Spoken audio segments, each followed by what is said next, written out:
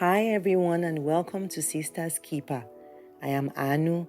I'm a health and fitness enthusiast. I'm also a life coach. I'm keenly interested in young people. I am fortunate to be able to relate with teenagers and young adults on any subject, including lifestyle choices, poise and etiquette, relationships, careers, fashion, and of course, music. I absolutely love music, from hymns and choruses to contemporary music. Sisters Keeper is for women. If you're 18 years old and older, this is for you, and it's all about the feminine gender. We'll be talking about our lives, our life choices, our decisions, our habits, our health, our happiness, and our total well-being. Basically, everything that affects women will be discussed extensively on Sisters Keeper. We will talk about how to invest in ourselves today for future rewards and how to live our best life every single day. So, why Sisters Keeper? This program was created for the following reasons. The first one is, I don't think we women talk enough about our issues, and these issues are real for each and every one of us. Also, I have found out that in this part of the world, we don't do enough to take care of our bodies and our health. We seem to pay more attention to our cosmetic appearance. For example, our hair, our faces, our nails, our clothes, our jewelry, our bags, and our shoes. Not that these things are not important, though. As a result, we lose out on benefits which are derived from being fit, healthy, and being able to live longer and age gracefully. Everyone knows that Nigerian women are fashionable, and it's a good thing to look good. I love looking good. My nails are always on point. My hair, as short as it is, must always be well groomed. But my point is, do we feel good? Are we happy? Are we healthy? Are we fit? Do we know the state of our health at any single point in time? We have a prayer in our part of the world, and it's one of the most heartfelt prayers, which is, may you live to see your children and your children's children. And we respond with a loud Amen, because children are very important to us. We treasure this prayer, which is what everybody wants. And yes, the God factor is the most important factor. I'm going to put it plainly, and I'll be frank. We're actually doing things every day that are not in congruence with this prayer. Ladies, we do need to look good, but it has to be from the inside out. When consequences of our habits now catch up with us in the form of preventable medical conditions such as hypertension, kidney failure, kidney stones, diabetes, especially when it doesn't run in our families, and arthritis, to name a few, we now start wondering why this is our portion. We'll then be going from one place to another, trying to find out which of our numerous enemies or family members are behind our situation. This is not about whether African magic is real or not. This is about you and me and deciding today to take control of our lives. Prayer has its place, no doubt, but we women need to wake up, open our eyes, and look at that enemy who is staring back at us each time we look in the mirror and change our ways. Yes, life happens, and there are conditions we were born with. There are accidents, and there's being in the wrong place at the wrong time, which can really cause chaos for us in terms of our health. But today, I'm talking about taking good care of our health, eating the right foods in the correct quantities. Let's spend some of that time and attention on choices and actions that will greatly increase the chances of us seeing our children and our grandchildren, God willing. Let's start young. Let's start now. Too many women lose their lives in their prime in these parts of the world for this reason. And this needs to end now. You and I can end it. Do you know that the size of your waist can affect your health? This is one of the things that has kept me focused on my goal in the last 30 years, and I am sure that it can do the same for you. I did some further research and found this in an article in Heart Matters magazine by the British Heart Foundation, and I'm reading what I found verbatim. Why your waist size matters. Measuring your waist can help reduce your risk of heart and circulatory diseases, as Professor Naveed Sattar says. Waist circumference is a good measure of fat around your middle. This type of fat builds up around your organs and is linked to high blood fat levels, high blood pressure, and diabetes. A larger waist usually also means there is excess fat inside your organs.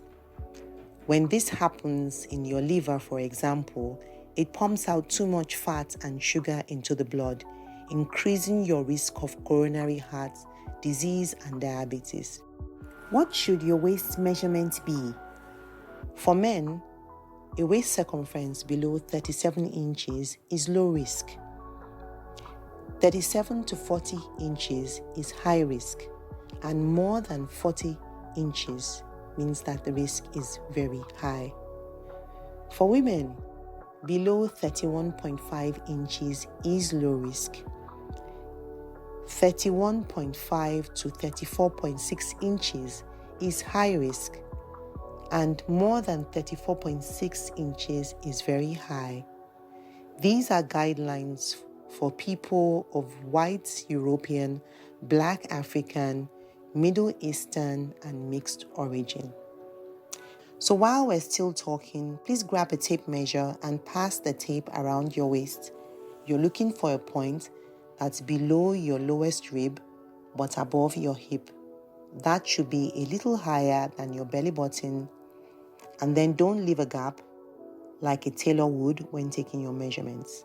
And what do you have there? This is a moment of truth. If your measurement falls within low risk, I am really happy for you, and you need to continue in the right path. And if you fall within high or very high risk, please don't panic. We will get through this together. Now that we all know where we stand and we're beginning to see the importance of taking care of our health, I'm going to go into the third reason for starting this program. I want to share my experiences, my choices, and decisions that have helped me so far through my adult life. I would also love for everyone out there who's listening to share their experiences with us. So why don't women speak openly about our lives? Maybe we're worried about what people will say, which is a major consideration, and as a result, we are silent. One other reason for our silence could be because we don't support each other enough. The competition amongst us, in my opinion, is extreme. This silence oftentimes leads to inadvertently making choices which have negative outcomes which could have been avoided. And worse still, our sisters and our daughters who come after us, following our footsteps, making the same choices. So many young women have no one to talk to about their concerns, and they turn to social media for answers, which is fine. But then asking questions from women from cultures which are different from ours, yes, the world is a global village, but these answers aren't for everyone. I want to emphasize here that for every stage and every situation in our lives, we have to make choices. And even when we just accept what life throws at us, we have made a choice to accept that situation. I believe that women are strong, that we have the ability to make the best of any situation in which we find ourselves, and then excel at whatever we set our minds to. I sincerely respect and admire women who find the determination and courage to do something to change their circumstance or follow their passion by starting their own business or brand. I know for a fact that business or work or just trying to make a living is tough, and there is a need to strike a balance between the various roles women play. Millions of women toy with the idea of doing something new, but we are held back. We second guess ourselves and tell ourselves it won't work, that we aren't good enough. Each week on Sisters Keeper, we'll be looking at a particular topic and we'll discuss this in detail. Some topics are wide, and in such cases, we'll review these topics for several weeks before we move on to the next one. The choice of topic will primarily be from the planned topic outline, but sometimes we'll be discussing related topics that you have contributed to or asked questions about via any of our social media channels or current issues that are relevant at the time. On Sisters Keeper, women of all ages have an opportunity to access resources that will guide us and support us as we pass through the various stages of life. I would like to emphasize here that we're talking about making changes to modifiable factors that can affect our health. There are non-modifiable factors such as genetics, meaning our DNA, heredity, what was inherited from our parents, which defines us. I believe that we need to take care of our health, our bodies, our minds, and our well-being to ensure we'll have the best quality of life for years to come. We will also be talking about the changes in our bodies as we go through the different phases in life. The resources this program provides is also vital to middle-aged women in the sense that even if we didn't start out right, we can still make little changes here and there to set us on the right path to aging gracefully.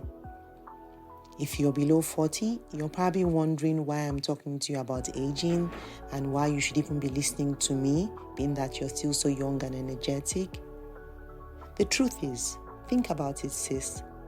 If by God's grace we don't die young, one day we will be old, and why not prepare for old age now? Because once we are older, we're stuck with the result of all the choices we have made now up until when we're 70 or 80 or 90. So let's have a say in how our lives turn out. Let's ensure there are no regrets. I'll be sharing my own real experiences, my choices, and my challenges in such a way that I hope women listeners can relate to. I will also be glad to have other women of all ages share their experiences, ask questions, or provide their advice. Our mothers and grandmothers have been through so much and will be honored to hear from them also. Some women have either lost their mothers earlier in life, or they're not close to their mothers or older sisters or their aunts for some reason or the other, and they're going through life alone. I believe that it's our responsibility to be there for them and support them as best as we can. We can reach them with our collective voice wherever they are. We can make a difference. I guarantee you that you can still be extremely healthy and beautiful inside out even when you're 60, 70, 80 or 90 years old. Not all elderly women have diabetes or are hypertensive or have heart problems. The treatment of these conditions costs so much money, eats up our pensions, our savings, and then the children and sometimes the grandchildren have a huge responsibility of taking care of the elderly. Have you ever noticed a few older women who walk with a spring in their step? They're healthy, they're trim and beautiful, and you tell yourself that I would want to look just like this when I'm that age. I'm sure that if you don't already know their secret, you would like to know what keeps them this way. In a nutshell, I want you to know that these beautiful ladies have very good habits which they formed when they were young and they stuck to them. Yes, I know that our bodies change as we grow older, especially when we hit the onset of premenopause or perimenopause, as it's often called. Menopause and perimenopause are another fact of a woman's life that almost no one talks about, and which we then know nothing about until it hits us in the face anytime from when we're probably about 40 years old, and then our lives turn upside down. I mean literally upside down. Menopause, ladies, is another long story for another time, but I promise I will speak extensively on this on another session. I'm passionate about telling all women about this. I'm committed to ensuring that every woman I know, no matter how old she is, knows about menopause. Talking about our weight and our dress size, if we invest in taking care of our bodies, We might start out at about 18 years old as a particular size. Let me take an example of an optimal size, which I could say is a US size 6 or a UK size 10, and then end up going up by only one dress size 30 to 40 years afterwards. I know this to be true because this is my story, this is my life. In the next session, I will tell you about the moments I made up my mind to take control of my life, my fitness, and my health. The moments I set my lifestyle goals, even without knowing how big an impact it will have on my life, for more than 30 years now and counting. I call it my strategy. Sisters, the journey starts now, with our focus on the future and all the gains that await us. By now, I'm sure it's sounding too good to be true, right? Like a magic pill. All you have to do is take one a day before bedtime and everything is going to be okay. We all know that nothing good comes easy. Having said all of this, I want you to know that taking control of your body, your fitness, and your health is not an easy path. It's like taking a solemn undertaking to join a group or a society. It involves a lot of sacrifices. There are so many of the habits that we have now that we must do our best to put away for this to succeed. Every action will have to be planned and carefully thought through. You will have to take conscious effort to control your food cravings. You will know the true meaning of hard work, determination, passion, and consequence. If you're 25 years old and below and you love your body the way it is, but you're not consciously doing anything to preserve it the way it is, I promise you, one day you will lose it. So every day now, embrace it and know that you will slowly lose it. Your body will one day get on a BRT bus and leave you at the bus stop. I assure you that this will probably be one of the toughest things you would ever have to do, but we can do this and it's worth it. Only determination to succeed will see you through.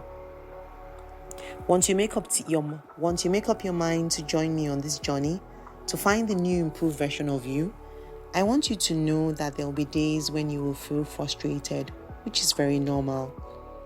There will be days or times when you'll make the wrong choices deliberately, as in, I cannot come and kill myself. My sister, it's a struggle, and even after 3 decades and counting, I still struggle some days, but I know it will be disastrous if I stop. I assure you that these lifestyle changes are not easy, but you have an opportunity to be the best that you can be, and you're not in competition with anyone but yourself. You're focused on being better today than you were yesterday or the day before. But I want to encourage you that if I can do it, you can do it too.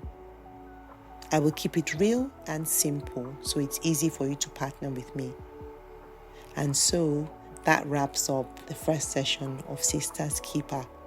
Thank you for listening. Remember to be your sister's keeper. Please feel free to make a comment or contribution via my socials at sisterskeeper42 and email sisterskeeper42@gmail.com. Take care of yourself, sis, and I look forward to hearing from you and talking to you next week.